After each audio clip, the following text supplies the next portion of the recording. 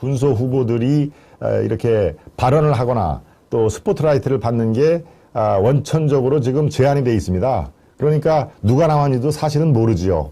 예, 이거는 뭐 제대로 된 정보 제공은 사실 아닙니다. 일일이 중앙선거관리위원회 홈페이지에 들어가서 누가 출마 선언을 했는지를 찾아보지 않는 한 누가 출마했다는 자체를 알 수가 없는 상황에 대해서는 곤란하지 않겠습니까?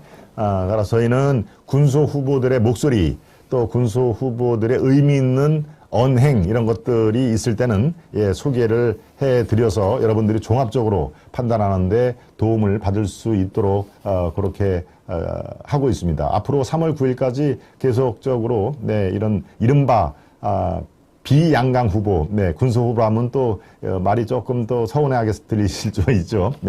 그렇지만 이제 군소 후보라는 게 통칭 얘기를 하는 겁니다. 이른바 양강 후보가 아닌 분들은 이제 군소 후보라고 얘기를 하는데요. 군소 후보의 목소리를 전하는 이유는 바로 제가 분명히 말씀드린 그런 이유에서 다라고 제가 정리를 해드립니다. 이재명님, 윤팡님, 천은진님, 해나님, 계속 끝까지 저희들과 같이 하고 계시네요. 우리 공화당의 조원진 후보, 조원진 후보는 국회의원을 3선을 했습니다. 바로 대구의 달서죠. 달서가 그 옆에 있어가지고 저는 약간 좀 달성은 달성군이었죠. 경상북도 달성군. 그 다음에 달서는 대구의 하나의 구, 달서구. 지역적으로는 뭐 이렇게 붙어 있다고 합니다만은 바로 그쪽에서 3선을 한 의원이죠. 조원진 의원. 저희들이 한 2달 전인가요? 한 달하고 한 보름 됐겠네요. 바로 이 자리에 조원진 후보가 왔는데, 최근에 당원이 많이 늘고 있다고 합니다. 그래서 본인 표현대로 하면은 지금 당원 규모로 따지면은 우리 공화당이 3위다. 아까 얘기한 그 양강에 이어서 당원 규모, 또 당비를 내는 책임당원 이런 그걸로 하면은 우리 공화당이 당당히 3위다. 그러니까 3위 그 정당을 제대로 대우를 못 받고 있다. 그 목소리 전달이 제대로 안 되고 있다라고 상당히 아주 애석하게 생각을 하는데요. 거의 당원 숫자가 50만에 육박을 하는 그런 우리 공화당입니다. 그 당시에 저와 대담 인터뷰를 할 때도 약 한 5만 정도라고 제가 기억을 합니다만 거의 50만에 지금 육박을 하고 있다는군요. 후원금도 목표액에 상당히 지금 쾌속 진군을 하고 있다.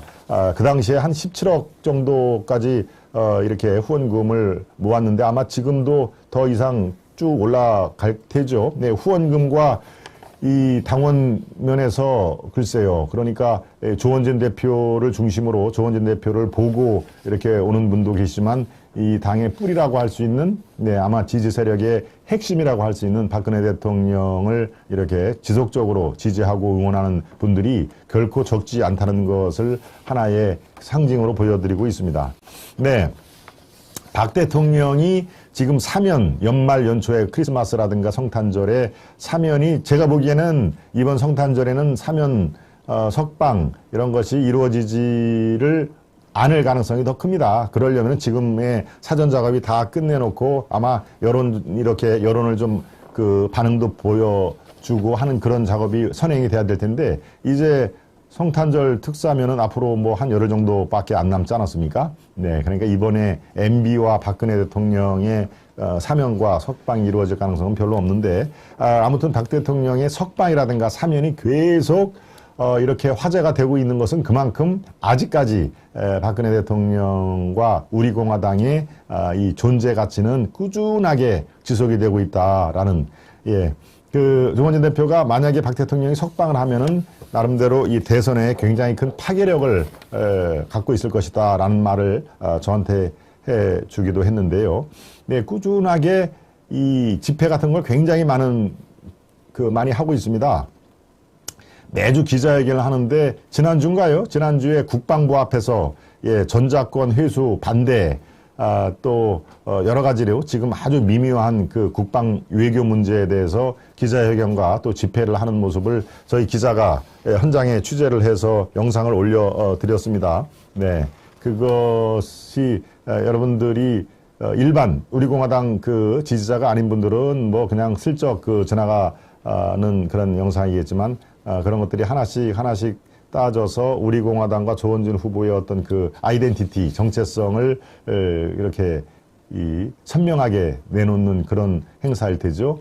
현 정부의 종전선언, 전작권 전환 추진 강력 반대이사. 바로 저 지금 장면인데요. 예, 저걸 우리 기자가 가서 현장 취재를 해서 아마 영상을 아주 생생하게 올렸던 기억이 납니다. 네, 지금도 있습니다. 지금도 아시아투데이 가면은 네, 조원진 후보의 국방부 앞 기자회견 및 시위 장면을 저희들이 영상으로 올려놓은 게 있습니다.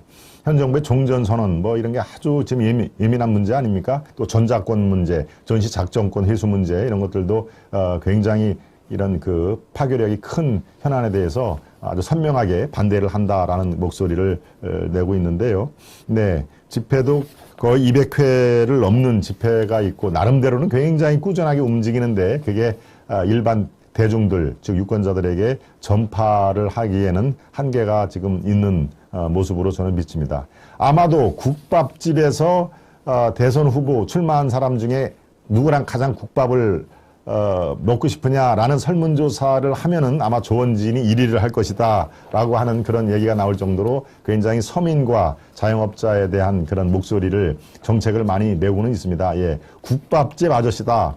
국밥에서 가장 국밥을 한 그릇 하고 싶은 사람은 바로 나일 것이다 라고 그런 얘기까지 했는데요. 예, 전통시장이라든가 이런 거를 꾸준하게 이렇게 돌면서 지지층을 호소를 하고 있습니다만은 글쎄요. 당원이라든가 후원금에서 세 번째 가는 그런 그 당을 일궜지만 여러분들이 아마도 대선 후보로서 그분도 출마를 했구나라는 이 방송을 들어서 처음으로 생각하는 분들도 아마 적지 않으실 것 같아서 네, 오늘은 조원진 후보의 최근 상황에 대해서 여러분께 말씀을 드렸습니다.